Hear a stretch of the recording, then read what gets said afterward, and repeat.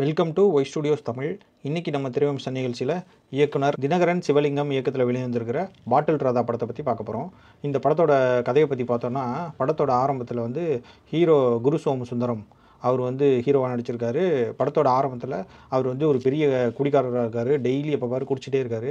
சரி, வேறு வழி இல்லாமல் அவங்க மனைவி ஒரு ரீஹாபிலிட்டேஷன் சென்டரில் அவரை போய் சேர்த்து விட்டுறாங்க. அப்படி சேர்த்து விட்டு அவருக்கே தெரியாமல் சேர்த்து விட்டுறாங்க. அங்கே போனால் அவரை அடைச்சி வச்சிடறாங்க. எதுவும் கொடுக்க மாட்டேங்கிறாங்க. ஏதாவது கேட்டால் அடிக்கிறாங்க, பயங்கரமாக துன்புறுத்துறாங்க. ஒரு நாளைக்கு ஒரு 2 பீடி தான் கொடுக்குறாங்க. அதை வச்சுக்கிட்டு அப்படியே கொஞ்ச நாள் ஓட்டிகிட்டு இருக்காரு. ஓட்டிகிட்டு இருக்கும்போது அங்கேருந்து ஒரு கட்டத்தில் எப்படியோ தப்பிச்சு வெளியே வந்துடுறாரு. வெளியே வந்ததுக்கப்புறம் மனைவி அவரை விட்டு பிரிஞ்சு போயிடுறாங்க. ஸோ அந்த சோகத்தில் மீண்டும் குடிக்க ஆரம்பிச்சிடுறாரு. பயங்கரமாக குடிக்கிறாரு. ஒரு கட்டத்தில் தான் புரியுது, நம்ம கூட குடிக்கிறவன் எல்லாமே குழந்தை குட்டி பொண்டாட்டி இல்லாதவன், நம்ம மட்டும்தான் குடும்பத்தை வச்சுக்கிட்டு இப்படி குடிச்சிக்கிட்டு இருக்கோம் அப்படின்ட்டு புரியுது. ஸோ அங்கேருந்து அவர் அந்த தருணத்தை உணர்ந்து அங்கேருந்து எப்படி குடிக்காரனா இல்லாமல் அங்கேருந்து எப்படி அந்த குடியிலேருந்து வெளியே வந்தார் அப்படின்றது தான் இந்த படத்தோட மீதி கதை. இந்த படத்தோட ஒரு பாசிட்டிவ் அப்படின்னா என்னன்னு சொல்லணும்னா, இந்த படம் ஒரு ரியாலிட்டிக்கு ரொம்ப நெருக்கமாக இருக்கும். ரொம்ப என்ன சொல்கிறது, ரொம்ப ரியாலிட்டியை விட்டு வெளியே தள்ளி இருக்காது. நார்மலாக நம்ம தினம் அன்றாடம் பார்த்துட்ருக்க அந்த குடிகாரர்களோட வாழ்க்கை தான் இதை படமாக எடுத்திருக்காங்க.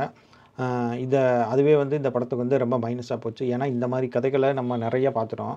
கண்டினியூஸாக பார்த்துக்கிட்டே இருந்தனால இந்த படத்தில் எதுவும் இன்ட்ரெஸ்டிங்காகவோ இல்லை எதுவும் புதுசாக நம்ம பார்க்குறதுக்கு எதுவும் இல்லாதனால இந்த படம் அங்கங்கே கொஞ்சம் போர் அடிக்குது.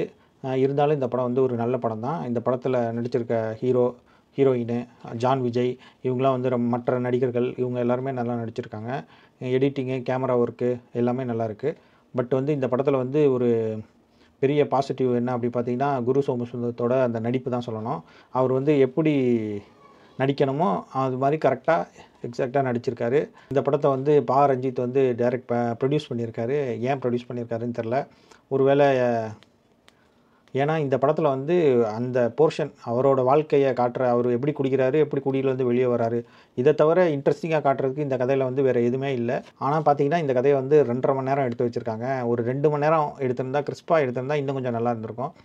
ஒரு சில சீன்ஸ் தான் போர் அடிக்குது. மீதி எல்லா சீன்ஸும் நல்லா தான் இருக்குது.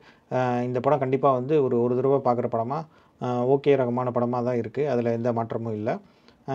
பார்ப்போம் அடுத்தடுத்து குரு சோமசுந்தரம் எப்படி ஹீரோவாக நடிக்கிறாரு அப்படின்றத பார்ப்போம். நன்றி.